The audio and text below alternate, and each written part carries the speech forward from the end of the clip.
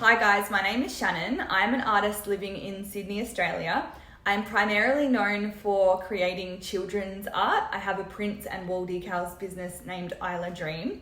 However, I have recently discovered my newfound love and passion for textured art, which doesn't necessarily have to be just for kids. I have also started experimenting with different ways I can create textured art using different, more interesting background effects.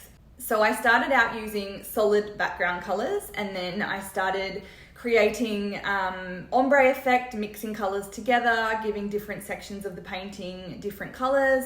And now I have started playing around with paint pouring. So today I will be sharing with you how I create these beautiful backgrounds for my textured art, and just how you can, I guess, spruce up a painting if you feel like you've made a paint pour and you want to just bring it to life. Okay, so first you're going to need a canvas, something to elevate your canvas, which I have used plastic cups here, and then somewhere to catch the excess paint that will be dripping over the edges of your work. You are going to need some paints, and these are already pre-mixed pouring acrylic paints. I highly recommend these for beginners because they already have the pouring medium inside them, and here I'm just showing you a couple of options for if you are using regular acrylic paint. So you will also need a large plastic cup to pour from, some stirring sticks and some disposable gloves. These tools here are completely optional. I have a blowtorch and some silicone oil for when I want extra cells in my paintings.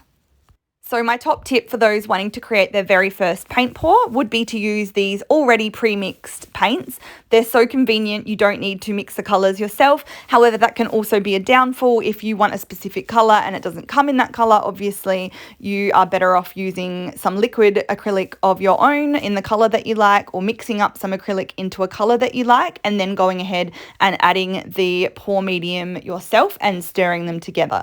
This is just, I guess, a cheats way of just getting it right first go, because the colors in these packs are generally designed to go together already, or the consistency is already beautiful and there's not much you need to do with it other than shake it up before you pour it into your cup. So there's no right or wrong way how to layer your paints in your cups. You can use as little or as much paint as you like as you go in each colour, going around in circular motions or just pouring directly into the cup straight from the top. It's completely up to you. However, how you do this will affect the results once it's poured out onto the canvas. So here I chose to add a couple of drops of silicone oil into one of my darkest colours. I'm just mixing it into the paint now before pouring a little bit of it into my cup. I will note that you do need to be careful when using silicone oil because it can cause the paint to separate from the canvas. Therefore, I do suggest that if you are using it, you mix it into the middle of your cup rather than using it right on top where it's going to be the very first thing that touches your canvas. So here I am just layering my different coloured paints one by one into my plastic cup. Now I do recommend that you use enough paint, mix up more than what you think you might need, because it's better to have a little bit of extra at the end than be stretching your pour right out trying to reach the corners of your canvas and not having enough flow and movement to get to those edges, and it can end up just stretching out your pattern and just not making it a very pretty look at the end. And that's happened to me many times, and it actually does in this video. I did not mix up enough in one of these, so you'll see that, and then you end up having to mix up more on the spot, and you might end up with two different patterns on your canvas trying to make the paints meet each other. So always mix up enough. So there's a ton of different ways that you can actually tip your paint from the cups onto the canvas, and these will all create different results with the paint. You can just tip the cup directly upside down and let it all pour out, or you can work in like circular spiral motions like I am here. And once you've got enough paint on your canvas, you just need to start tilting left and right to try and reach those corners, as I said before, until you get your desired pattern.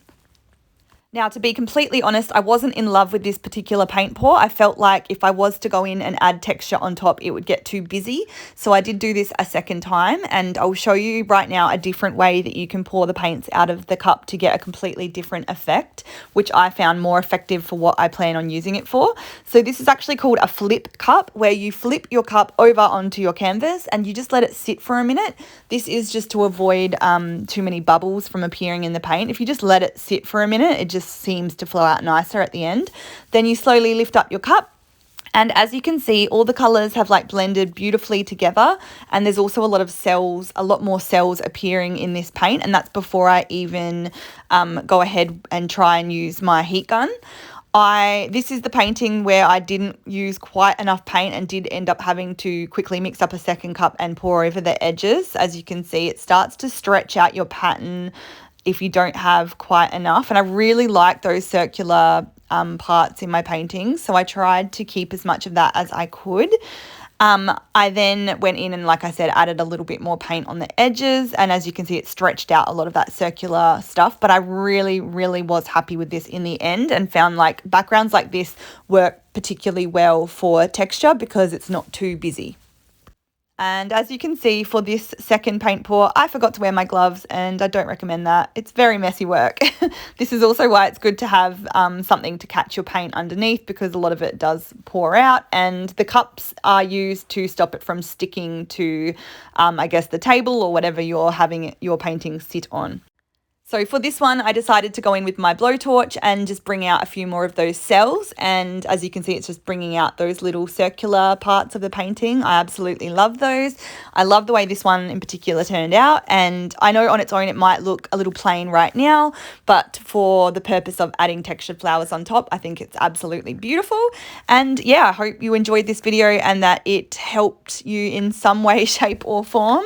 I will try and make a more advanced paint pouring video after this using the Floetrol and pouring medium and showing you how I actually mix my own colours. But yeah, just for beginners, this is an easy peasy way to create a paint pour background for your textured art if that's what you plan on using it for.